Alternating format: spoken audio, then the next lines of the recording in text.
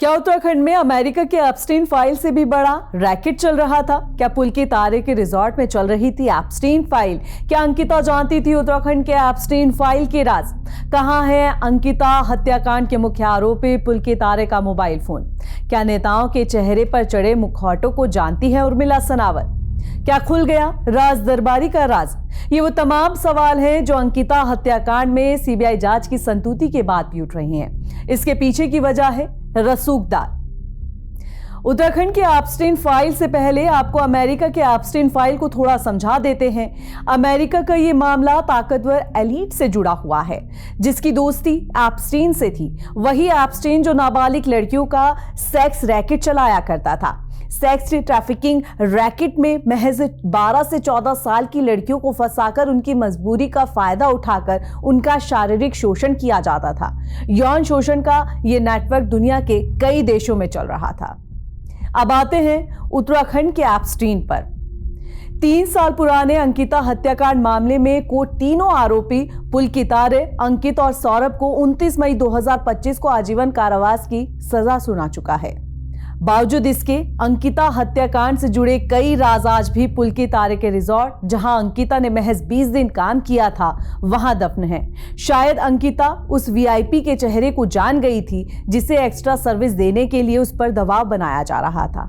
शायद इस बात को भी कि वहां पे एप्स्टीन फाइल का किरदार कौन नेता है, किन नेताओं के राज उस रिजॉर्ट में दफन थे और उस रिजॉर्ट में उन नेताओं के राज दफन रहे, इसलिए अंकिता भंडारी को क्या अपनी जान से हाथ धोना पड़ा? यह भी एक बड़ा सवाल है। आपको याद होगा कि अंकिता हत्याकांड मामले में सुनवाई के दौरान कोर्ट में चली पैरवी के दौरान इस बात का खुलासा हुआ कि पुल के तारे के रिजॉर्ट में अनैतिक काम यानी कि देह व्यापार चल रहा था। पुल के तारे का रिजॉर्ट रसूखदार लोगों की अय्याशी का अड्डा बना हुआ था। नेताओं के लिए सबसे सुरक्षित इसलिए क्योंकि सत्ता पक्ष में पहुंच होने के चलते इस रिजॉर्ट में परिंदा भी पर नहीं मार सकता था। तो फिर पुलिस क्या? अब आते हैं उस शख्स पर जिसने अंकिता हत्याकांड से जुड़े कथित वीआईपी के खुलासे के बाद उत्तराखंड में नेताओं पर प्रश्न चिन्ह छोड़ दिया है। उर्मिला सनावर। उर्मिला सनावर जिस नेता की करीबी हैं, सुरेश राठौर, वो बीजेपी के पूर्व विधायक रह चुके हैं। जाहिर है विधायक रह चुके हैं तो उनके संपर्क भी बीजेपी के कई बड़े नेताओं से होंगे। इसका अंदाजा उर्मिला सनावर जो आए दिन ऑडियो जारी करती हैं उससे भी मालूम पड़ता है। और इन जारी ऑडियो से उत्तराखंड में खलबली भी मची हुई है। हाल ये है कि बीजेपी की किरकिरी करने के बाद भी उर्मिला आज भी खुद को पार्टी का निष्ठावान कार्यकर्ता बता रही हैं। ऐसे में कहीं ऐसा तो नहीं कि उर्मिला सनावर के पास उत्तराखंड के एप्स्टीन फाइल के कई राज हैं?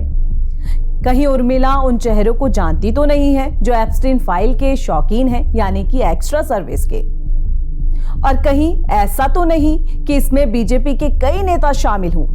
हो सकता है इसी वजह से प्रदेश में नेता उर्मिला सनावर की उंगलियों पर नाच रहे हैं। शायद इस डर से कहीं अगला नंबर उनका तो नहीं। इस रिपोर्ट को लेकर आपकी क्या राय है? आप हमें कमेंट कर सकते हैं। आप देख रहे थे खबर उत्तराखंड और मैं थी आपके साथ रक्षंदा खान। नमस्कार।